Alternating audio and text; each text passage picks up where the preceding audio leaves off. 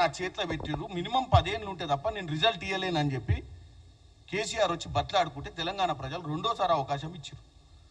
ఈయన చెప్తాడు ఇందాక శిశుపాలుడు అట 100 అబద్ధాలు ఆడితే, శిశుపాలుడు ఫామ్ హౌస్లో వండుకోనుండు. శిశుపాలుడు 10 సంవత్సరాలల్లా 2014, 2018 మేనిఫెస్టోలో పెట్టిన ఏ అంశాన్ని దళిత ముఖ్యమంత్రిని చేస్తా అన్న అంశం నుంచి 3 ఎకరాల భూమి కానించి 2 లక్షల ఉద్యోగాల కానించి ఇంద్రమ 2 బెడ్రూమ్ల ఇల్లుల కానించి అన్ని తుంగలోకి దక్కితేనే ఒంగోబెట్టి మడత పెట్టి ఫామ్ హౌస్లో పెట్టిరు.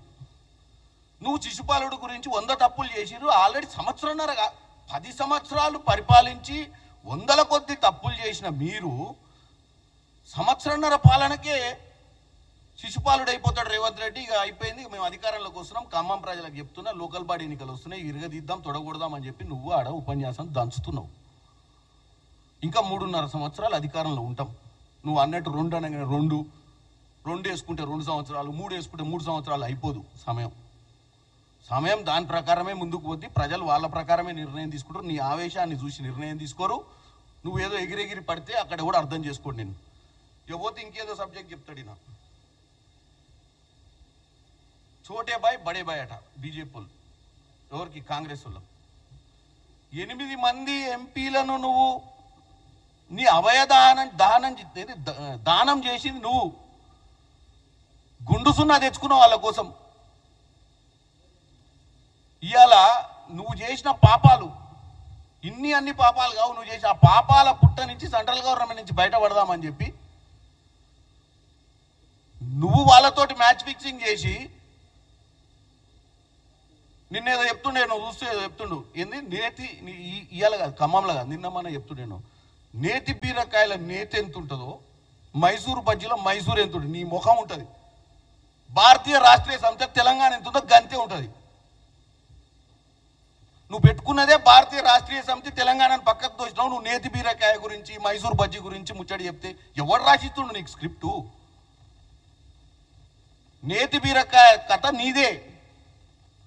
తెలంగాణ సెంటిమెంట్ మీద నిన్ను అధికారంలోకి తెస్తే ఏదో పీకుదామని భారతదేశంలో పోయి ఛత్రపతి శివాజీ అయితాను ఓవర్ కాన్ఫిడెన్స్ తోటి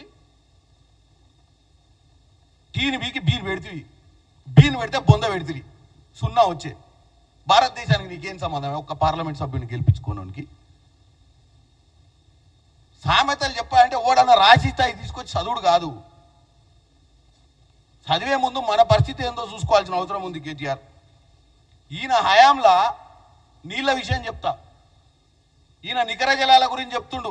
299 టీఎంసీలు కృష్ణ, 968 గోదావరి.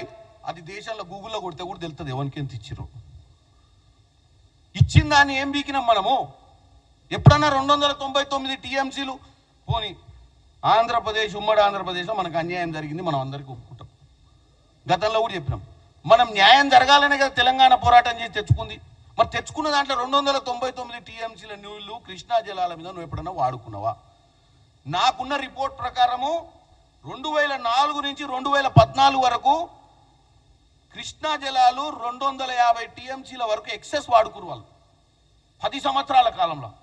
వీళ్ళ హయాంలో 1192 టీఎంసీలు ఎక్సెస్ వాడుకురు. అంటే దగ్గర 750 టీఎంసీలు నీ హయాంలో ఎక్స్ట్రా దోపిడీ జరిగింది. మరి ఏం బీక్తున్నావు? నేను ఏది రోజా దగ్గర పోయి రొయ్యల పులుసో ఏదో తిని రత్నాల రాయలసీమ చేసి వచ్చినట్టు అనుకున్నా ఏంది?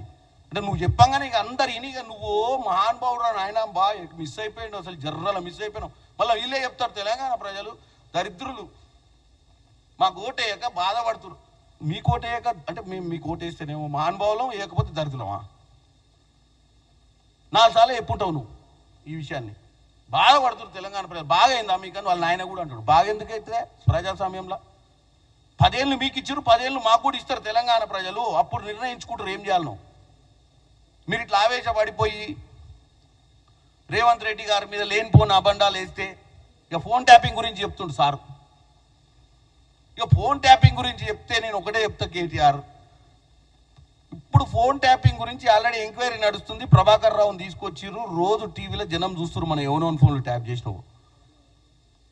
ఎవందో వ్యాపారం కోసం దోసుకుందామని నువ్వు చేసి ఉండొచ్చు అని నేను అనుకున్నా. కానీ నువ్వు ఆఖరికి ఇంత చెల్లె ఫోన్ కూడా ట్యాప్ చేసినట్టు తెలిస్తే నీ ఎంత దౌర్భాగ్యం నీ పరిస్థితి చెప్పు.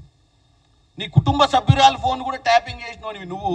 ఇక నువ్వు వచ్చి ఖమ్మం చౌరస్తాల కమాన్ బజార్ దగ్గర కూర్చొని ఖమ్మన్ ముచ్చట్లు చెప్తున్నావు. ఏం చెప్పాలి నీకు?